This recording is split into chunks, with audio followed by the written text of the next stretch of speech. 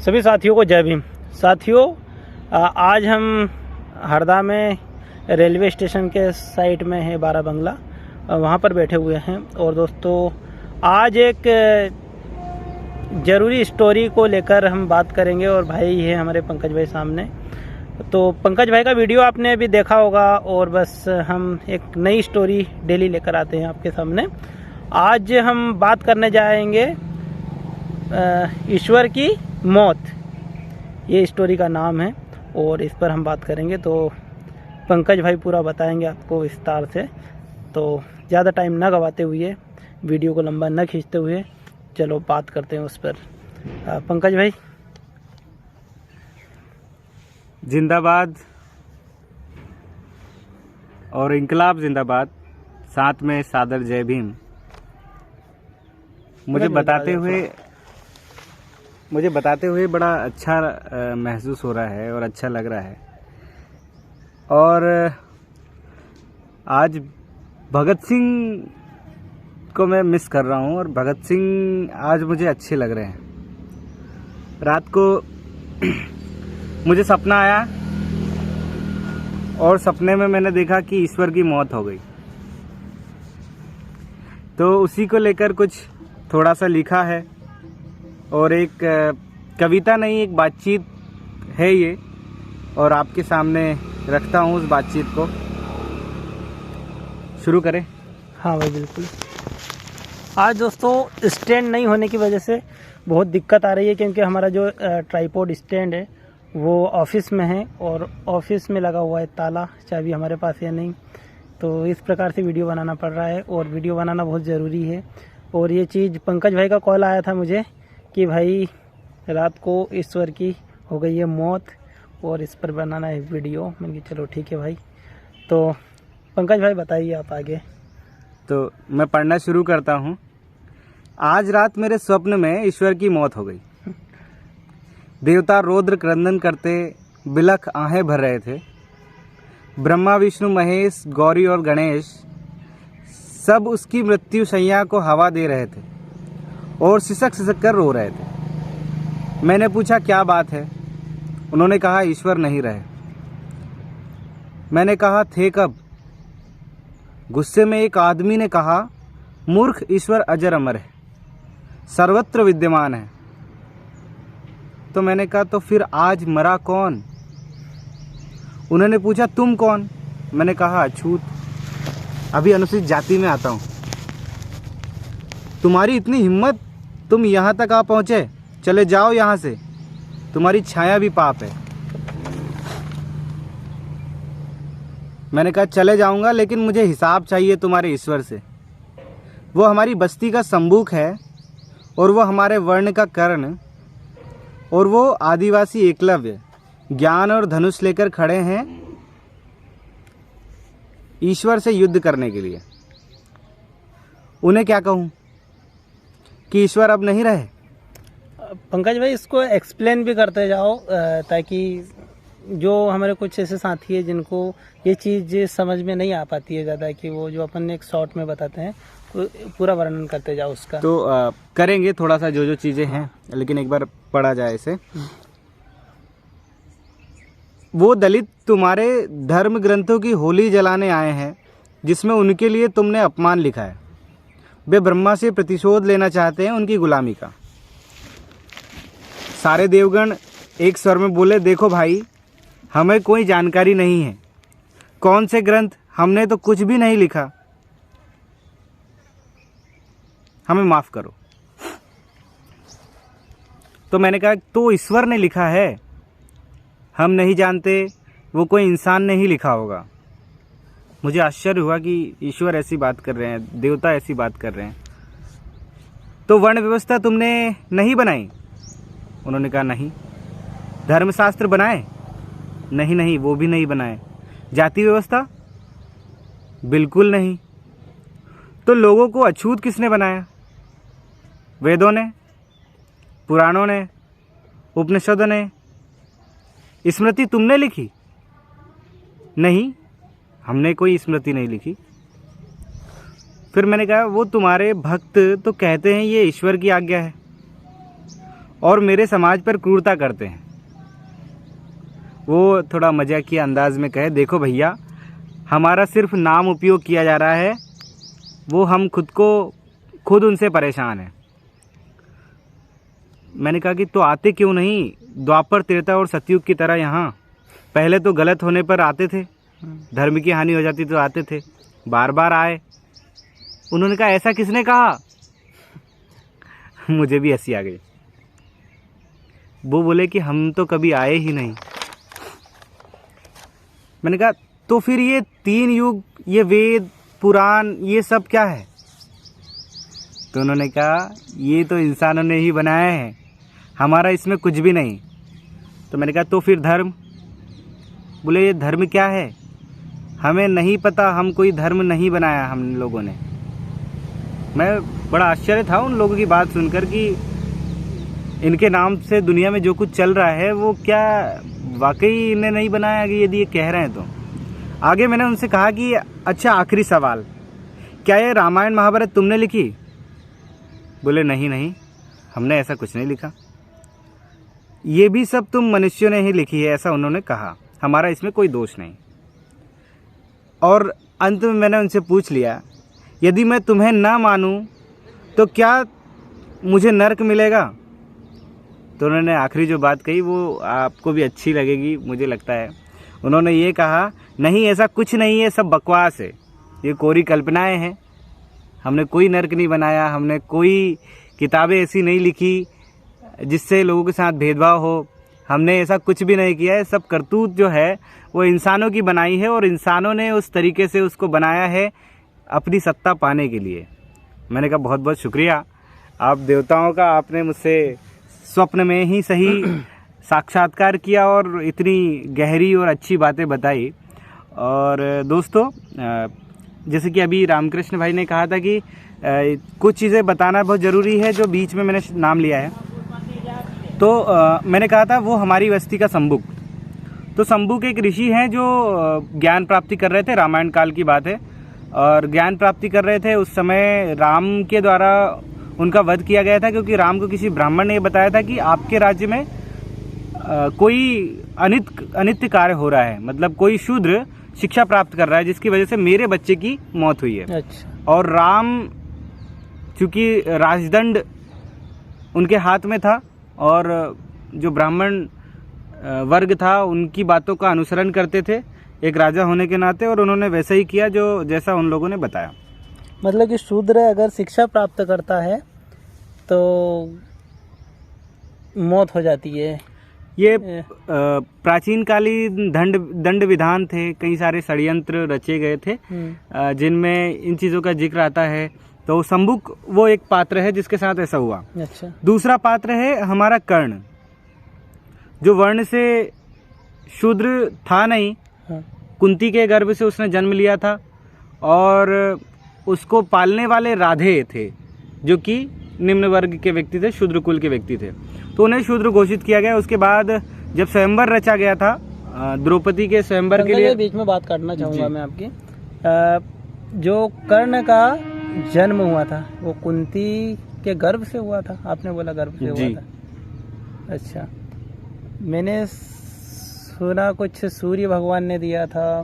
देखिए, कई बातों को स्पष्ट रूप से कहना थोड़ा मुश्किल हो जाता है, लोग उसको एक्सेप्ट नहीं कर पाते, इसलिए कहना पड़ता है कि वरदान के रूप में मिला।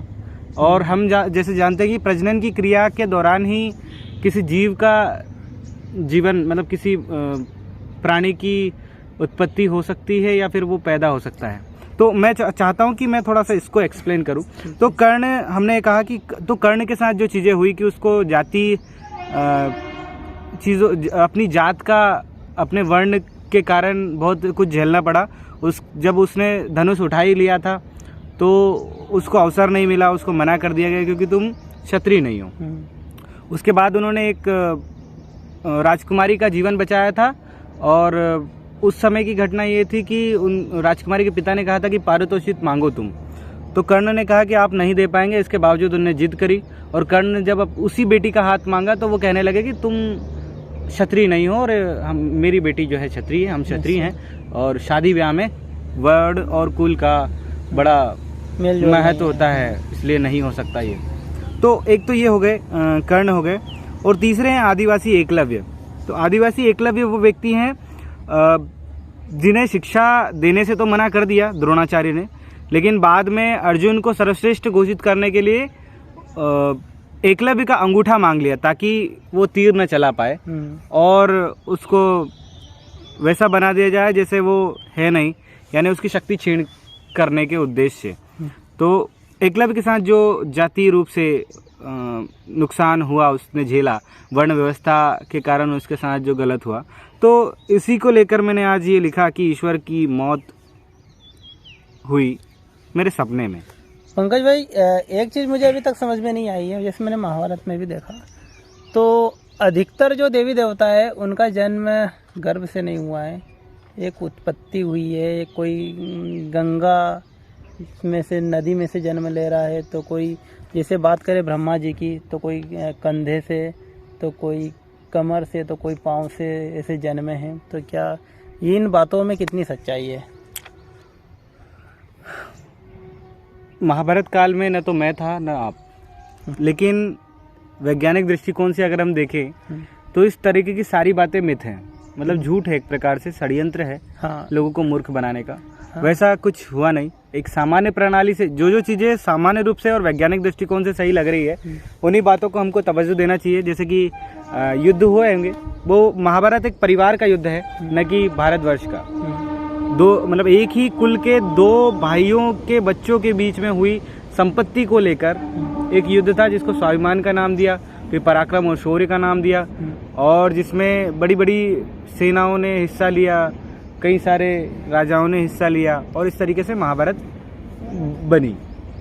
तो पहली चीज़ तो रामायण और महाभारत दो ऐसे ग्रंथ है जो हमारे देश में महाकाव्य के रूप में देखा जाता है, और उसको लिखने वाले व्यक्ति भी रहे हैं महर्षि वेदव्यास, और रामायण महर्षि वाल्मीकि।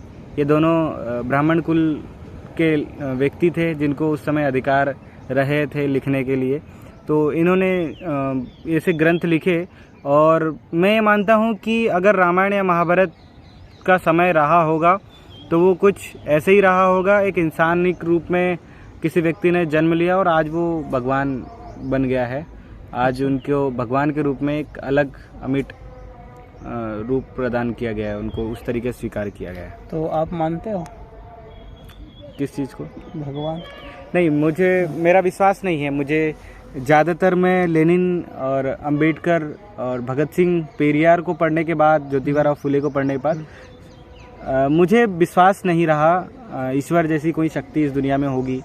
क्योंकि मुझे लगता है कि हम कहते हैं कि भगवान की नज़र सब पे है, भगवान पाप पुण्य सब देख रहा है, कौन क्या कर रहा है। तब मेरे को ख्याल आता है कि जब बच्चियों का बलात्कार होता है तब क्या भगवान अपनी आंख मूंद लेता है, या फिर किसी निस्सहाय के साथ गलत व्यवहार होता है तब क्या ईश्वर को धर्म खतरे में नज़र नहीं आता। या फिर जब किसी एक वर्ग विशेष के साथ बहुत सारे लोग मारपीट करते हैं तब तो कम से कम उस व्यक्ति की सहायता के लिए आना चाहिए, क्योंकि उसकी सहायता के लिए फिर वहाँ कोई नहीं होता। तो मुझे नहीं लगता कि ईश्वर जैसी कोई शक्ति इस दुनिया में है।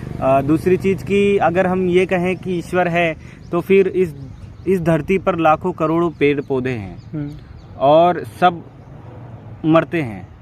एक समय के बाद फसल उगती है और फिर वो हम काटते हैं। तब अगर ऐसा ही कुछ है तो ईश्वर के लिए सब बराबर होने चाहिए। तो हमेशा ये दिखाया गया है कि जब पाप बड़ा मतलब लोगों की हानि हुई, यानी मनुष्यों की हानि हुई, तब ईश्वर ने जन्म लिए, ठीक, तब अवतार आए।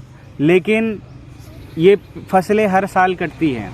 किस फसल की जड़ में कहाँ कीड़ा लगा है, किस वजह से उसकी डेथ हुई है, कौन सी फसल कब खराब हो गई, क्या ईश्वर इतनी बारीकी को समझने का प्रयास करता है, या ईश्वर की नज़र वहाँ है जो यहाँ पर अकाल आ रहा है? तो मुझे लगता है कि ये ईश्वर एक कल्पना है। लोग एक दौर रहा होगा जब लोगों को जानवरों से रक्षा के लिए, अपनी दुश्मनी से ताकतों से रक्षा के लिए कोई ऐसे पात्रों की ज़रूरत थी जिनसे वो शक्ति प्राप्त करे। शक्ति प्राप्त मतलब साहस प्राप्त करे और उस रूप में उन्होंने उनको पूजना शुरू किया और आज इतना व्यापक रूप है कि उसको सर्वश्रेष्ठ मान बैठे हैं। क्योंकि देखा गया है कि जब इंसानों के ऊपर, मानव जाति के ऊपर अगर कुछ भी हुआ है अन्याय अत्याचार तो भगवान ने जन्म लिया है ना, पर अभी वर्तमान में देखा जाए कि ऐसे बहुत से जानवरों को काटा मारा जा रहा है, अब मुर्गे बकरे काटे जा रहे हैं, तो वो भी तो एक ईश्वर की ही देन है, फिर भगवान उनको क्यों नहीं बचाता? देखिए, मैं इस बात से सहमत नहीं हूँ कि बहुत लोग बोलते हैं कि हम ईश्वर की संतान हैं और कई सारे लोग कहते हैं कि ये प्रकृति, ये सब कुछ भगवान ने बनाया है, ईश्वर ने बनाया है। तो मैं इस बात से एग्री नहीं करता हूँ। मुझे नहीं लगता कि ये चीज़ ईश्वर ने बनाई होगी। ये चीज़ मुझे लगता है कि सेल्फ डेवलप्ड है ना। ये चीज़ जो है वो तो उस तरीके से नहीं है जैसे लोग कहते हैं कि बना दिया। कई जैसे मुसलमान लोग भी कहते हैं कि अल्लाह ने सब कुछ बनाया है और ईसाइयों का भी कहना है कि सृष्टि का निर्माण करता एक ईश्वर है, गॉड है। लेकिन मुझे नहीं लगता, ये सब लोग अपने अपने पंथ को ऊपर उठाने के लिए इस प्रकार की बात करते हैं। हाँ, क्योंकि जितने भी धर्म के हैं सब अलग अलग अपना अपना बताते हैं और सभी का मानना है कि करने धरने वाला सिर्फ एक है। ठीक है, फिर क्यों ये चारों धर्म के लोग हैं, ठीक है, वो सब अलग अलग मानते हैं, हिंदू, मुस्लिम, सिख, ईसाई?